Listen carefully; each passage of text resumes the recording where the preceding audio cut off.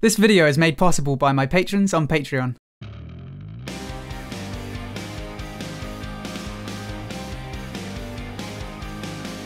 Hello everyone, my name is Xiomaro and welcome back to Battlerite. So, in the roadmap Stunlock put out last month, we were promised 3 new maps. And guess what? We're getting 6 new maps! Kinda. Yesterday, the patch notes for 1.8 went out on the Battlerite blog. This patch doesn't actually go live until Thursday, and I'd usually wait until the patch was actually live to make a patch notes video. But beyond the new maps, there aren't many other changes to demonstrate in the footage. There are, however, some really nice quality of life changes coming. So first, let's take a look at these new maps. As expected, these maps borrow assets from Battlerite Royale, and much like the art in Battlerite Royale, these maps have the softer geometry and colours to go with them. As I said, it's kinda like having 6 new maps because we've got 3 maps, each with a day and night version, and as you guys may know from watching my video about maps, day and night versions, while they might look similar, often have some significant differences that affect the way you play them. First up, we have Daharin Battlegrounds Day and Night. Maybe the more observant among you can figure out what the differences are with these maps, because beyond some model changes, I can't really figure out the major differences. Both maps look a lot like Skyrim Night with the walls leading out of the arena. I quite like that layout, so this should be a fun one. Next, we have Misty Woods, again with a day and night variant. With the day version, it kinda depends which way you're entering from, but it has a Blackstone look to it in its layout. You have the smaller walls on each side, plus a longer wall on the top and bottom of the arena, which will create an upper and lower corridor. Of course, the map could be rotated in a different direction, which would give it a feel more similar to Mount Araz. Either way, it looks like a good map design. The night variant is visually quite different, the absence of the stone obelisks being the most obvious difference, but the layout of the trees is significantly different too. It's kinda hard to figure out from a single screenshot how this map will actually look, so we'll have to wait until we actually get in-game to see it for real.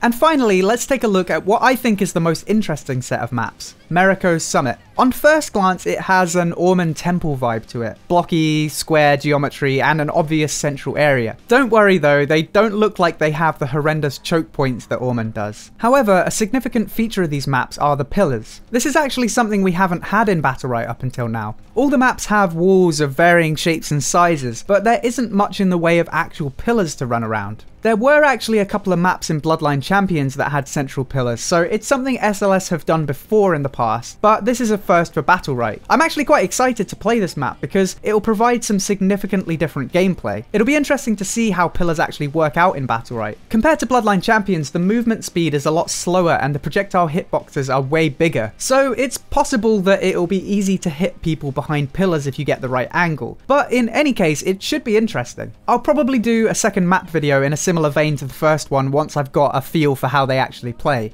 Obviously, a single screenshot of each map can only give you so much information.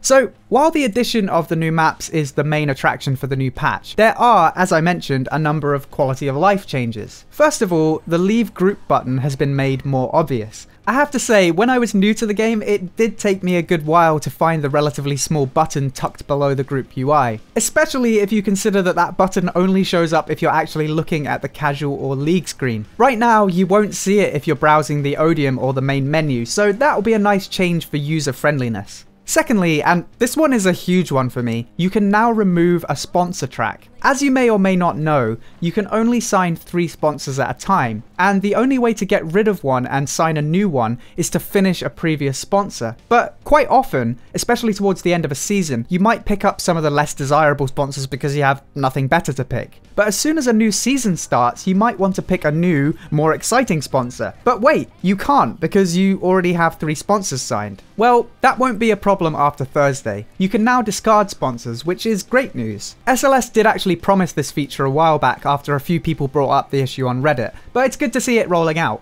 Moving on, it looks like we're going to be getting some updated champion portraits, and I'm guessing that means we'll be getting the Battlerite Royale ones, which a lot of people seem to agree look a lot more pleasing to the eye. We haven't actually seen an updated Paloma or older portrait yet, among others, so that'll be cool to see. And finally, there are some other small changes, such as adjusting some of the mount's listed rarities to be more consistent with their actual rarity, and making it less likely to get the same voice lines out of the champions a few times in a row. Like I said, apart from the maps, there aren't a whole lot of changes. But actually, some of the quality of life changes, especially the sponsor one, have been a long time coming, so I'm actually quite happy to see that addressed. I'm sure some of you would have liked to have seen a meteor patch in regards to champion balance or something like that, but with Battlerite Royale's early access release just a week away, I think it's a decent offering. Maps have a significant impact on champion choices and tactics, so the addition of new maps should hopefully change things up a bit for those of us who've been playing the game for a year or more. I hope you enjoyed this video. If you did, then please feel free to subscribe for more gaming guides, news and discussion. And don't forget to check out the links below to Patreon, Discord and Twitch. Until next time, thank you for watching, and I'll see you soon.